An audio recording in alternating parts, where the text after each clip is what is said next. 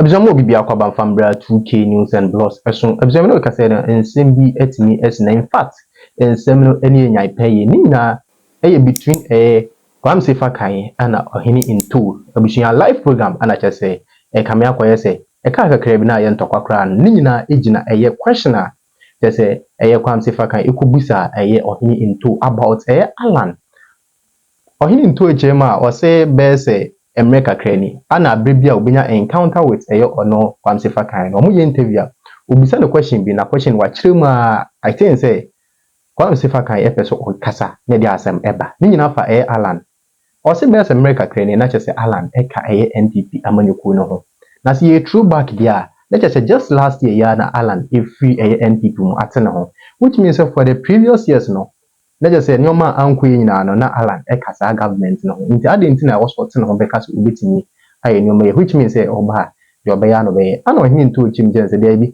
question we wadi nka busa ama machire na question you can catch us one way dey asem be banajai I think so persistent na obusa kopim say dey asem be in fact Ohene Ntow amfa kwam Sefa Kayi no ho anche no kra live program ana ekoso no abusa yenko yinkuti sanse munchemu paye emra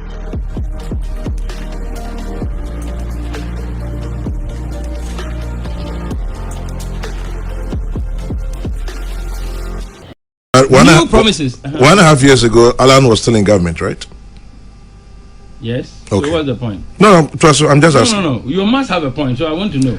So we care about the government failures. But you see, you usually raise this issue, and I try to correct you. Say, so we are buying Alan or buying more. When I know you are buying more, I will be standing. Your mama said, "No, I buy more." On the son of your man penny. On my page from Ghana on Sunday for election. Is that what you are saying? No. So let me give you a response. Okay. Listen.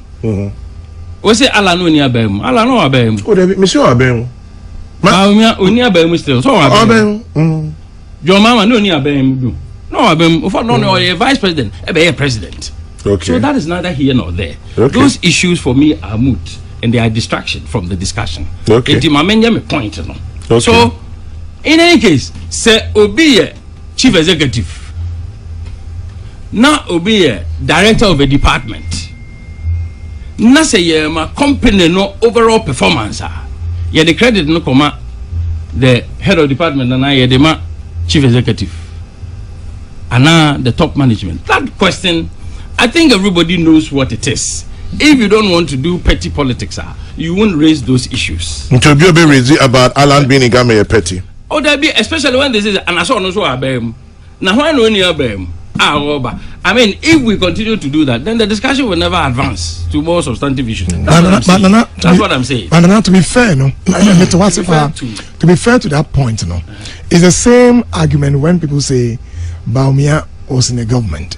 You see, now I'm only being Dr. Mati. Let me tell you something. Okay. Alan, actually, is asking me.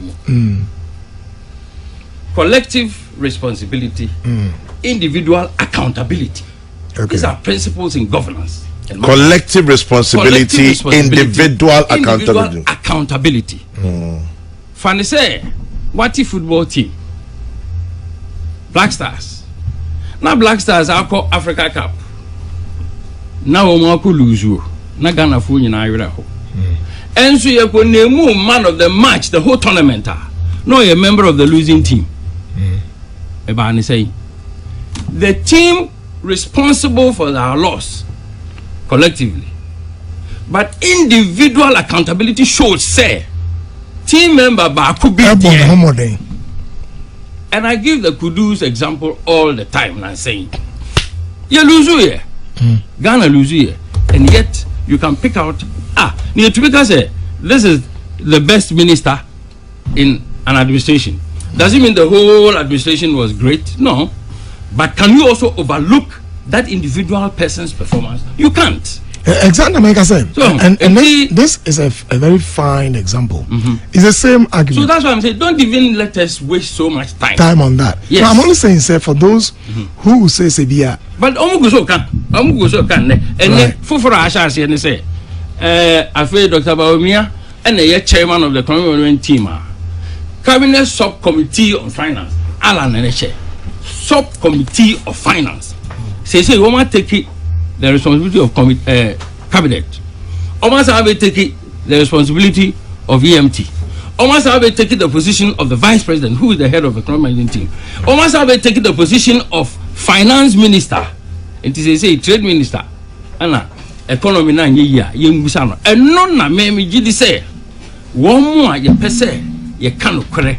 Na you who in Shishaya are buying Ancasadia toho with the structures or the year Jumana. If you want to hold somebody individually responsible, accountable within that collective responsibility scheme, now we hear economy. It should be Baumia. You cannot hold Alanche Martin. Oh, here trade and industry.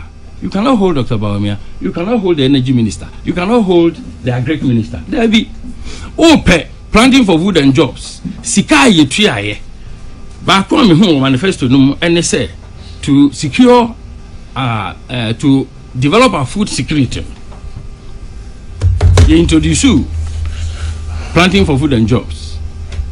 And you introduce rearing for food and jobs. Any other things in agriculture sector. And you invest in Sikabi. Me hear manifesto no. Manifesto they say ye work towards food security. Now food inflation and only one of the biggest factors of the overall inflation. I can tell you, sir, for the 7 years, Aban we implemented planting for food and jobs in the agriculture sector. The aim was to make sure, say, food production ever possible. Nanka by now, Ediane Buo, Akofom. Afei na ne manifesto esa my promise for when over 2.something, almost 3 billion Ghana cedis has been invested in planting for food and jobs. And so still, tomatoes, bayere, ebro, ebiani biya boye din. So now, and nothing I make us say, Dr. Baumia manifesto say ye sha. Ye besha no in context of obi a wada ho kute tumi say sia. Na tumi akuta ne nsem emfie nwotwe. Na nneema na o ka say oya ebetumi asakra ye sikasem ne abrabo ani no. Sa nneema yi ada say ye dey adwuma na anye yi na yamfa anye adwuma kra no. Eno ne question na nkrofo bebisa. Maka agriculture kakra bi ewie no. Because me ka say me share dan ko mu yi. Me hwe environment. The first thing that struck me was that both in the document and in his speech, the word galamsey was not used. Okay, small scale mining, small scale. And say, na say Ghana there. Ye galamsey, obi he ni me din, obi akase otubitu ni din. It was a curious thing for me. Not that it's a major issue, but it was quite curious for me.